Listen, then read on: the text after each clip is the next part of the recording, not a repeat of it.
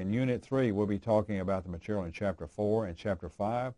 That's the material on franchises and buyouts and the material on family businesses. A lot of the small businesses that we have now are family businesses or small family businesses where we have sometimes multiple generations who are involved in a business. So we'll talk a little bit about that. Then we'll also talk about the very broad subject of franchises and buyouts. A lot of times entrepreneurs get their start from buying a small business, particularly one that is floundering, and turning that business around and converting it into something that's very successful. So we'll talk a little bit about that. Okay, students, we're now going to discuss Chapter 4, franchises and buyouts. And this will be kind of a little bit different than starting up small businesses, but it really falls in the same category. And franchises are really a good way to start a business if you want to kind of reduce your risk. We'll talk about that more as we go through. First, let's look at some definitions. Franchising is a marketing system involving a legal agreement whereby the franchisee conducts business according to the terms specified by the franchisor. So the franchisor owns the franchise system. The franchisee purchases into the franchise system and obtains a franchise from the franchisor. We'll get into details on that in just a moment too. The franchisor is the party in the franchise contract that specifies methods to be followed and terms to be met by the other party. Again, the franchisor owns the franchise system. The franchisee is an entrepreneur whose power is limited by a contractual agreement with the franchisor, and we'll talk about that, some considerations for the contract in just a moment. So the franchise contract is the legal agreement between franchisor and franchisee. So that's the legal agreement that binds the franchisee to the franchisor, and likewise the franchisor to the franchisee. The franchise is the privileges conveyed in the franchise contract. So when I sign a franchise contract, I now have a franchise. So what are some types of franchising arrangements that you can have? Well, there's just all kinds of types of franchising arrangements, and you see these listed here. You can have, we'll start on the upper left-hand corner, you can have a product and a trade name franchise, which means basically you have contracted to use someone's product or their trade name. I'll give you a good example. You walk into a Best Buy or some big electronics store and you'll see some TVs or electronic equipment with the RCA label on them. Well, RCA is a company that does not exist anymore. And so what that company, that electronics company, has done is they have purchased the right to use the RCA name, and they're sticking it on that, whatever that electronic item is that you're buying. So that's an example. A business format franchising is typically what we see in a franchise operation. If I look at a McDonald's or a Wendy's or one of the fast food franchises, that's called a business format franchise. And we'll talk more about that in a little detail, but typically everything there is specified by the franchisor. What products you buy, what products you sell, what prices you use, what advertising you use, what kind of a facility layout, where should the facility be located. All those things are specified there.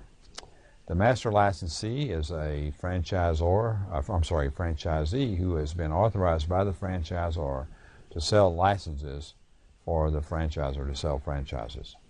A multiple unit ownership is a franchise relationship where the franchisee might have multiple units or multiple sites. I have a friend who owns multiple McDonald's franchises, for example, all around the North Dallas-Richardson area. Then you have area developers, and these are developers who are authorized by the franchisor to go out into an area to develop franchisees to operate for that franchisor. Piggyback franchising is pretty common now. You don't really notice it when you see it, but if you walk into a Walmart and you see an optometrist there or an optical company there, that is a piggyback franchise. That is a franchise operation sitting inside another operation. Or if I go into a Walmart and I see a McDonald's food company there, a food outlet there, that's a piggyback franchise. If I go into a big mall and I see the little kiosk and the little stores or shop areas out in the middle of the mall, those are all, for the most part, are piggyback franchises. They're just sitting there. They're sitting inside another facility. And then I can do multi-brand franchising. That's where I sell multiple brands for a franchisor. I don't have any good examples on that, but there are, I'm assuming, some situations where a franchisee might actually have multiple franchisors operating out of a single facility, but I've not seen that. Co-branding is another way to do it, where I'm branding along with my brand another franchisor's brand, and you see that occasionally in retail outlets as well. Now, what is the economic impact of franchising? Well, if you look at the top of this chart, you see that there's estimated to be 901,093 establishments in franchise systems in 2010. So we're going on to 3 years from that time, and so you have to assume that some of those, that's probably increased some. In that 901,000 establishments, there were 9.5 or 9.6 million jobs with an output worth $868 billion. So those are big numbers, and so you can see the impact of franchises in our economy and in our culture. And if literally everywhere you go, you see a franchise. Right here on campus, if you're a student on campus, you walk around, you see all the different food outlets and the different things going on. Many of those are franchise operations. The economic impact because of franchise businesses, studied by PricewaterhouseCoopers, moved down to the bottom. You see there was 21 million jobs, or 15.3% of private sector jobs were franchise-related jobs. $661 billion of payroll, or 12.5% of the private sector payrolls, and $2.31 trillion of output, or again 11.4% of private sector output. By the way, you guys need to get used to what a trillion means. A trillion is 1 times 10 to the 12th. So it's 1 with 12 zeros after it. A billion is 1 with 9 zeros, and a million is 1 with 6 zeros after it. So when you see the discussions on the U.S. economy and the U.S. debt and all those kinds of things, and people are tossing these trillion-dollar numbers around very casually, understand there's a lot of zeros that go after that first number in a trillion. Now, what are some of the pros and cons of franchising? Pay special attention here, because one thing I want to point out to you is that one of the big advantages of a franchise is that it provides you with a greater chance of success than if you were just starting up your own company. So the probability of success is enhanced with a franchise operation. Why? Because, well, I've got a proven line of business. I've pre-qualified as a franchisee. I've got support on the advertising side. I've got support on the facility side. I've got support on the marketing and the supplies and material side. So you've got a lot of support in a franchise. Now, I'm assuming that you have a reliable and trustworthy and proven franchisor. We'll talk more about that in just a little bit. You'll have training support. You'll have financial assistance. Sometimes the franchisors will offer you lending for your facility, lending for setup, and different arrangements like that. And they will also provide you training for your operations. So there's a lot of advantages to the franchise. What are the limitations? Well, costs are a big limitation. For example, the last time I checked, the cost, that's the initial franchise fee for a McDonald's franchise, was well over $500,000. So that's a big investment. Then you've got investment costs. That's the cost of the facilities, the cost of just getting everything ready to go. Then you've got royalty payments. Those are the recurring payments that occur every quarter or every year. That really is a percentage of sales, not a percentage of profit. So whatever sales you have, you're going to have to pay a portion of those for royalties. And then you've got advertising costs. Even though the franchisor may be helping you with advertising, you generally will have to put money into an advertising pool that all franchisees have to contribute money to for that franchisor then to execute an advertising plan. So you also have restrictions on your business operations. How often are you open? When are you open? Things like that. You have some loss of independence. And in some cases, you have a lack of franchisor support. So as you evaluate your franchise potential, you want to be careful to evaluate the franchisor from the standpoint of, are they a quality franchisor, and so on. So what are the advantages of the franchise model? Here they are summarized. Reduced risk of failure. Going into business for yourself, but not by yourself, not alone. Use of a valuable trade name and trademark. Access to a proven business system. management training in most cases, immediate economies of scale because there's multiple franchisees, a way for an existing business to diversify.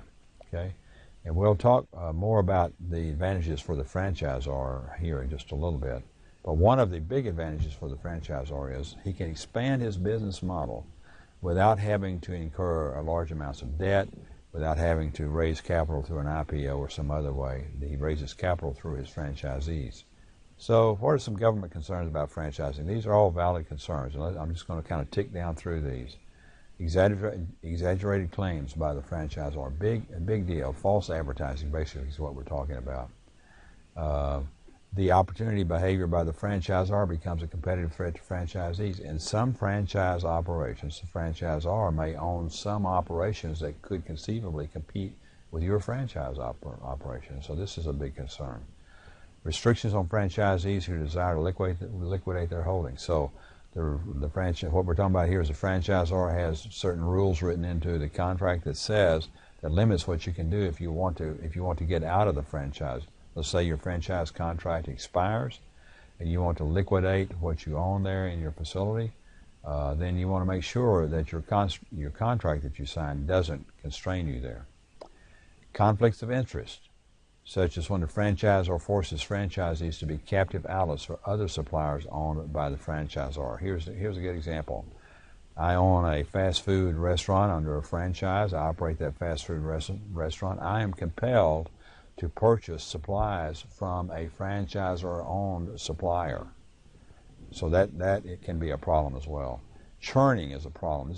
This is a case. This also ties in with number 9 and to a lesser extent number 10, but number 9. If you look at number 9, you'll see a similar thing here. Churning is where a franchise operation agreement or a franchise agreement is terminated in order to resell it and gain additional franchise fees. So what happens here is I'm operating a franchise under a franchise agreement, and there's a clause in the franchise agreement that allows the franchisor to terminate under certain conditions. The franchise is becoming more valuable. The franchise is making quite a bit of money.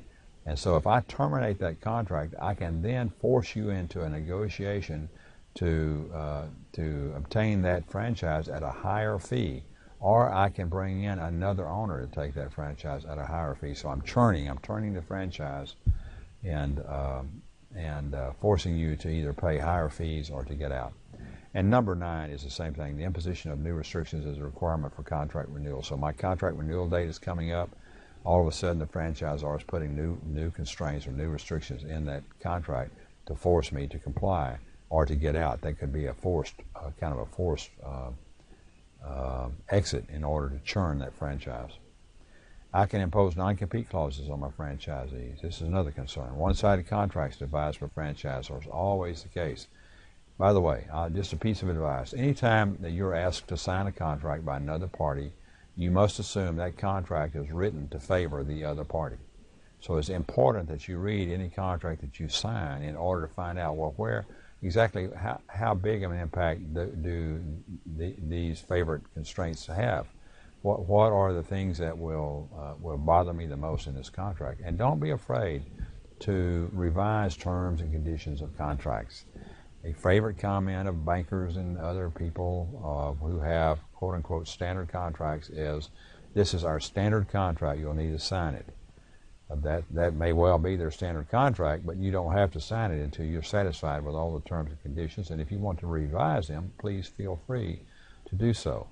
I do that routinely. I review contracts that people ask me to sign, and if I don't like a term or a condition of the contract, I will either cross it out and delete it, or cross it out and revise it and initial it and turn it in to whoever's offering it to me to have them sign it. Sometimes they don't check it, sometimes they will check it, and sometimes they will sign it, sometimes they won't. So don't sign contracts that you're not comfortable with.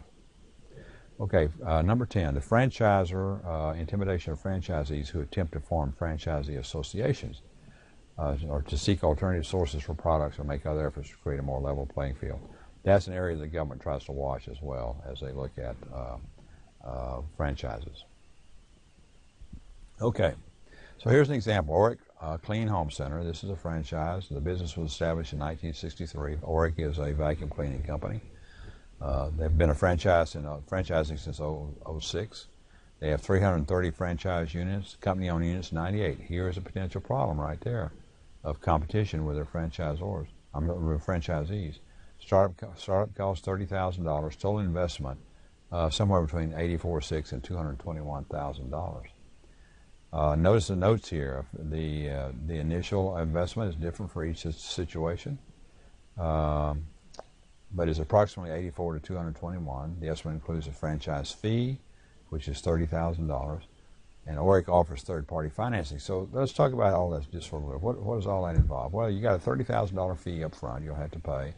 Then you have to pay for your facilities, and so your total cost can end up being as much as $84,600 all the way up to $220,000 for just getting the business started. Then they have special incentives for vet friend. I'm not sure what that is unless it's a veteran.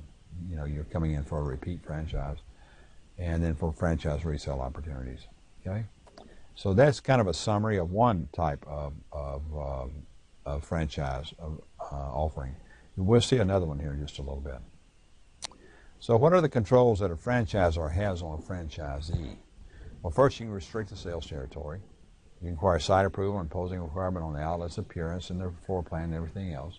Restricting the goods and services that can be sold. Requiring specific operating hours, controlling advertising. Those are all common, normal controls that a franchisor has on a franchisee.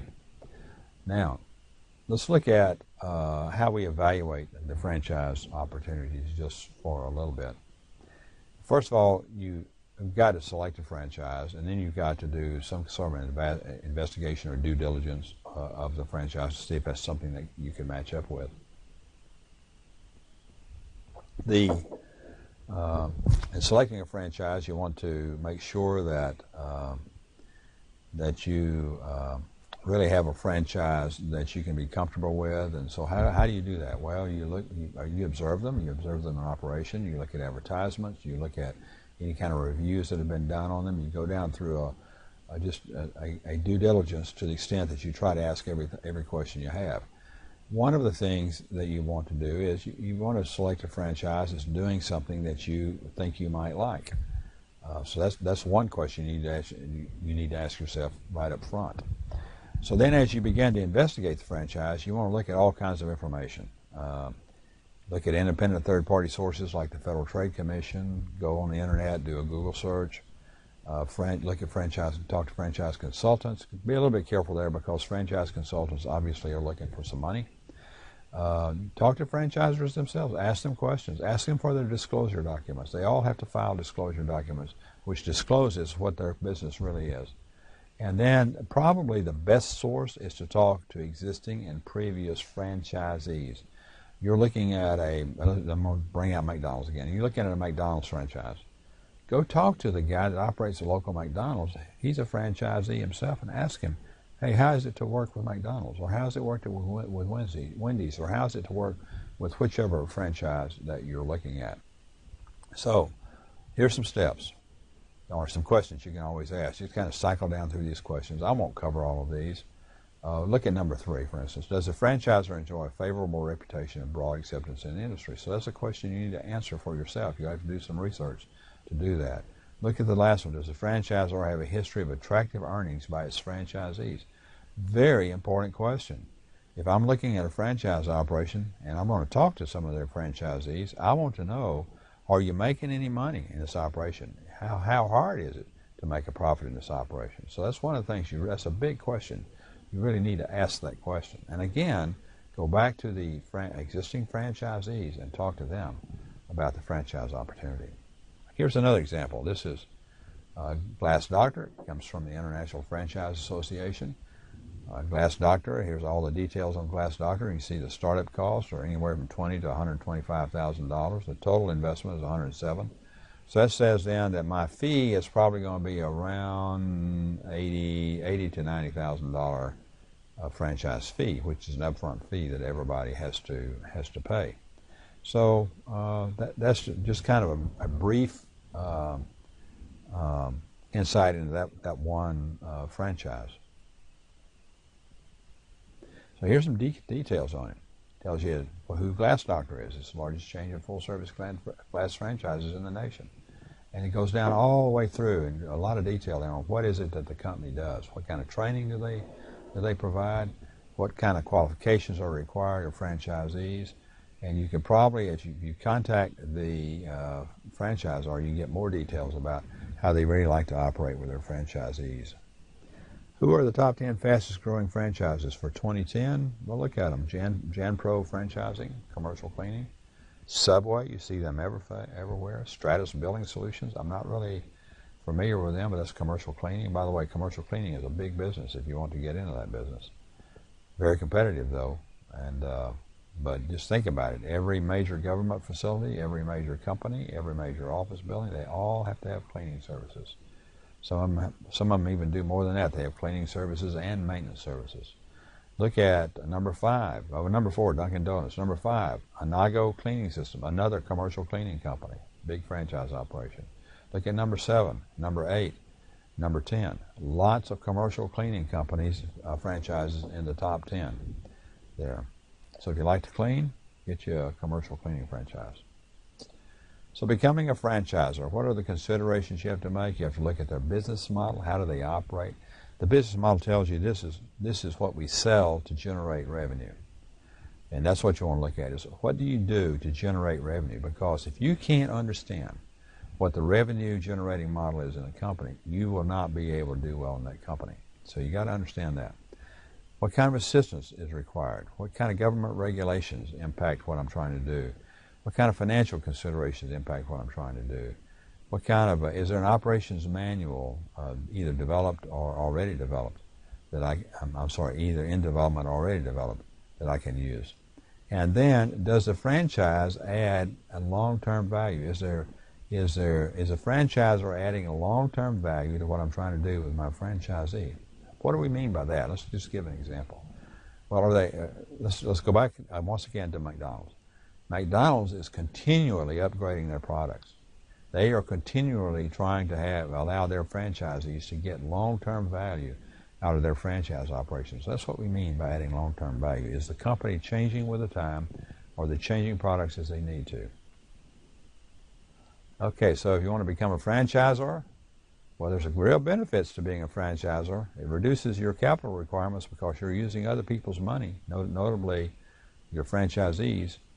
It increases your management motivation, and it allows you to expand very rapidly. So the benefits of a franchise operation, if you're a small company and you want to look into it, is it allows you to basically raise capital very cheaply and very rapidly, and allows you to expand your brand very rapidly as well. It's a smart thing to do, but requires a lot more management than what you might normally do. What are the drawbacks? Well, you lose some control because now I've got a lot of different people operating my stores or whatever franchise I have. I have a lot of different people sharing in my profits, and it's going to increase my operational support costs. All of those things go up, but there's some real benefits to it as well. Well, here's the rub, the legal issues, the franchising contract. I would recommend that anytime you're considering a franchise operation, you get the contract, written contract from the franchisor, you read it carefully. You do not assign it unless you have legal counsel looking over your shoulder. You ask your friendly attorney. And by the way, I always advise every entrepreneur to have 2 close friends in your business startup activity: your trusted accountant and your trusted attorney. I recognize that word trusted is kind of counter to what we normally think, but trust me, there are people that you will bring on board to serve as your counsels who are good trusted accountants and good trusted attorneys. So have those 2 best friends as you move forward. So have your trusted attorney read this contract and advise you on it. Change any clauses that you want to change, because really you're starting it's a negotiation process. Make sure it contains a termination and transfer provision clause in the contract, and make sure it contains a statement of rights to renew the contract. So those are 2 basics that you want to think about if you're doing a franchising contract. Well, here's some franchise disclosure requirements. This is Rule 436 of the Federal Trade Commission, the FTC. It places certain constraints upon the franchisor. as far as what he must disclose, and in fact requires that the franchisor have a franchise disclosure document, which you should be able to read. Now let's shift the focus just a little bit to buying an existing business. That's called an acquisition. So we first talked about franchises. Now we're going to talk about buying an existing business. Now there are all kinds of considerations when you're getting ready to buy a business, and we'll talk about these some as we go through this little short lecture. But the basic thing is you want to make sure you've checked it out thoroughly, and we'll talk about that in a little bit more detail. What kind of risk are you taking on? Is your price really a fair price? Are you losing key people? All these things you have to ask yourself as you begin to think about acquiring a business. So first thing you got to do is you got to find a business to buy, and you have to be thinking about it. It's very much like buying anything else. What kind of commitment do you have to it? What can you afford? What kind of skills do you have that might apply in this business? And what kind of impact will it make on your lifestyle? There's a lot of other questions that go along with this too, but these are the basic starting questions. What is it that I'm mostly interested in? What can I afford to do? What kind of skills do I have to bring to the business?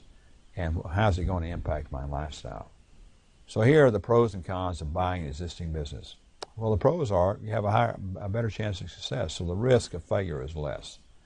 You have less planning to do, you have existing customers and suppliers, and so forth. You go right on down the list. Well, what are the cons? Existing problems. Oftentimes concealed existing problems. Example, I've looked at companies before. One of the first questions I'll ask a company or a CEO or owner when I'm looking at a company is, what kind of, and this is before we get into any offer, negotiation, contract to sale, things like that. This is right up front.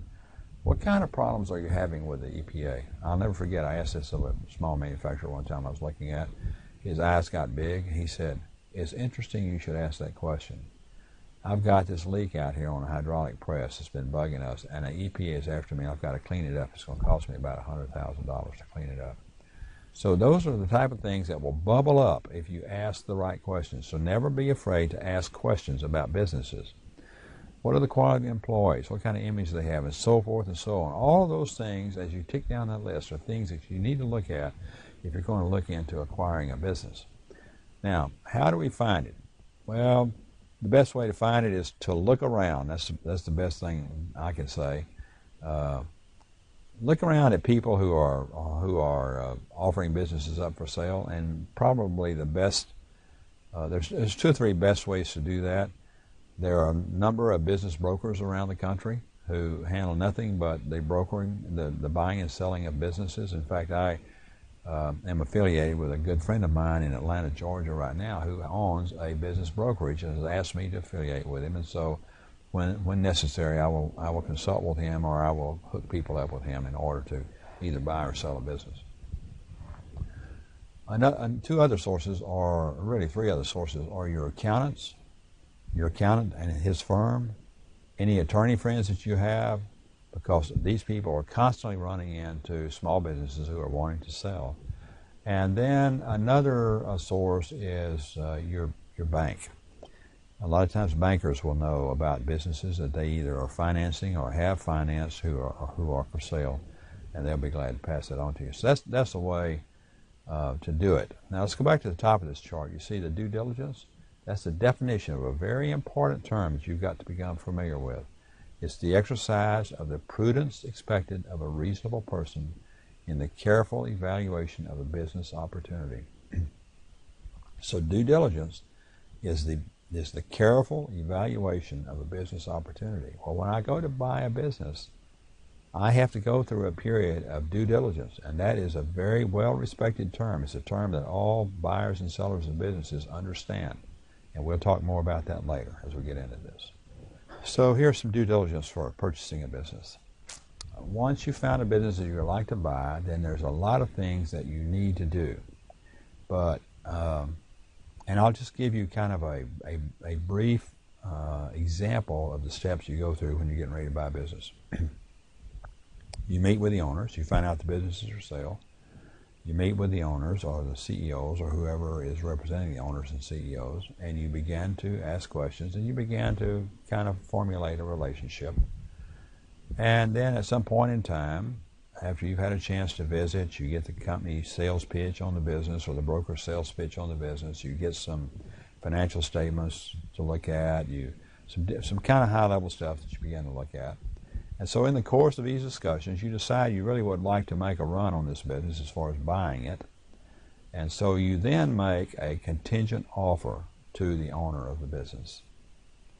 And the contingent offer will read something like this. After careful examination, my firm has decided that it would like to acquire your company, and this is a contingent offer, or we're willing to offer you $100,000 for your business, and that sales price is contingent upon satisfactory completion of due diligence. And oh, by the way, here is a list of due diligence questions that we would like for you to answer in writing before we come in to visit with you a certain week with my attorney and my accountant and myself to investigate your records. Okay? So that's a typical first offer or contingent offer. Everything is contingent upon satisfactory due diligence. So after I've done my due diligence, what do you think is going to happen to that offering price? It's going to come down. The owners understand that, the brokers understand that, the bankers understand that. After I've completed due diligence, there's a good chance that my initial offer is going to come down because I've had to adjust for things that I found during due diligence. So here is kind of a list. It's a very short list of the things that you would want to look at in due diligence: contracts and lease agreements, customer list, supplier purchaser list. You want to look at financial statements. You want to look at, another thing to look at is travel and expense reports, your org charts, how much you're paying the employees, on and on. I have a list of over 100 due diligence questions that can be asked of a company. So there's lots of questions. This is a very small list right here that you're looking at. This is kind of the basic list of due diligence. So you see, you can get into a lot of detail. For a large company, due diligence may take several weeks or months to complete. For small companies, it might take a week of you and your accountant and your attorney sitting in their offices going through records and asking questions of the company. It's amazing what you find when you go through that process. One of the first things I do is I try to find out why a business is for sale. And I typically will sit down with the owner and ask him I ask that very question: why are you selling? And oftentimes it'll be because the owner wants to retire, he's ready to get out of the business. Sometimes the owner just wants to get the business out so he can start another business, wants to move to another part of the country. The business is not making him any money. All kinds of reasons for selling, but you want to figure that out. Why is the owner wanting to sell? This previous business example I was giving you, I sat down with the owner and I asked him that question: why do you want to sell? Well, it's time to retire for me. I want to retire. I got some traveling or other things I want to do, and my children are not interested in this business, so I really don't have anybody to carry on the business. And I noticed that the office next to him was a person by the same name as his. And I said, is the office next door, is that one of your children or a relative of some sort there? And he said, oh yes, that's my son. That's his office. And so he'd already told me that there was no real interest in the business by his children. And so I just kind of observed as I was there for that meeting. I was there for several hours walking around with him and whatnot. I noticed that Junior didn't come in until almost noon. And in some further discussion and questions, I found out Junior's busy doing a lot of other things. He's coaching a little league team, he's doing this, he's doing that. So Junior is not really plugged into the business. And so what's happened here is the old man's come to the point that he's figured out Junior is not going to run this business successfully. If I sell it to him, I will never see my retirement value coming out of that. I'm going to have to sell it to somebody that's going to generate me some cash that I can live on. And so that was his decision process. Everybody's got a reason for selling their business. Now look at the little bullet down at the bottom of this chart. Beware of sellers who may have cooked the books to make the business more attractive. That's one of the purposes of due diligence, is to dig in and see if the books have been cooked. One of the things I look for in small business is travel expense statements. Who's been traveling for the company? I noticed at this company here that whenever they traveled, that the owner took his wife with him, and his chief engineer took his wife with him, and they traveled together. And so there's some expenses there being taken that probably are questionable as to whether they're really valid travel expenses for the company. And so you'd go through and adjust things for those kinds of things you find in the books of the company.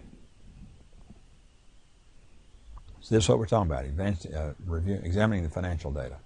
Review financial statements and tax returns for the past 5 years. Now, that's an important statement right there. You want to look at their financial statements, but also look at their tax returns, because their financial statements should correlate with the tax returns. The differences being whatever deductions and whatever claims they make with the IRS that are legal claims. So you want to look at that. You want to look to see if their assets are overvalued. The equipment that they're carrying on the books may be 25 years old and may not be totally depreciated. You know, who knows? You have to find out, has it been depreciated? What would it cost to replace it? All those things you got to look at. And another thing to look at, this last little bullet here on the green bullet, unrecorded debts. Are there some off-book debts that will come along with this business if I buy this business? You've got to find that out, because you don't want to wake up and find out, I bought a business that's carrying a big debt here that I now own, and I didn't know I was going to own it because it's not wasn't being carried on the books. So how do you value the business? Well, there's 3 basic ways. I can do an asset-based valuation, which means I can basically either estimate or look at their books to determine what is the value of all the assets the company owns. This is what a banker would look at, the value of the assets. I can look at a market comparable valuation. This considers the sales price of other businesses like this in the market. Now, there's a problem with that type of valuation, because oftentimes businesses are totally unique. It's hard to find a business that will exactly compare to this business that I'm interested in that has been sold recently or within the last year. So that's market comps are hard to obtain for small businesses that are meaningful. Then the cash flow based valuation. This is where I do a expected return from the company over the next, say, 4 or 5 years. You know, what will be my rate of return over the next 4 or 5 years? What will be the cash flow, and can I turn that into a number that will represent what this company is worth? I'm going to give you another kind of quick and dirty way to value a business. It's very, very quick, and it has room for a lot of error, but typically it's pretty close.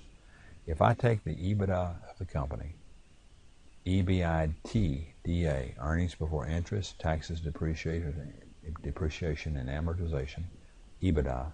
If I take the EBITDA of the company and multiply it by a ratio typically from 4 to 6 or 7, that will give me a quick and dirty value of that company.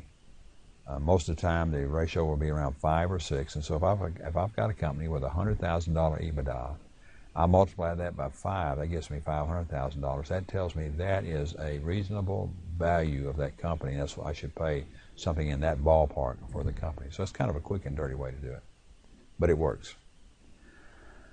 So what are some non-quantitative factors in valuing a business? You got to look at the competition, the market, where they're located in the future community, any legal commitments. Union contracts, a big deal. You got to look for those. Can have a major impact on long-term on your company. Buildings, what kind of facilities do they have? What kind of pricing environment are they in? All those things are non-quantitative things you can look at.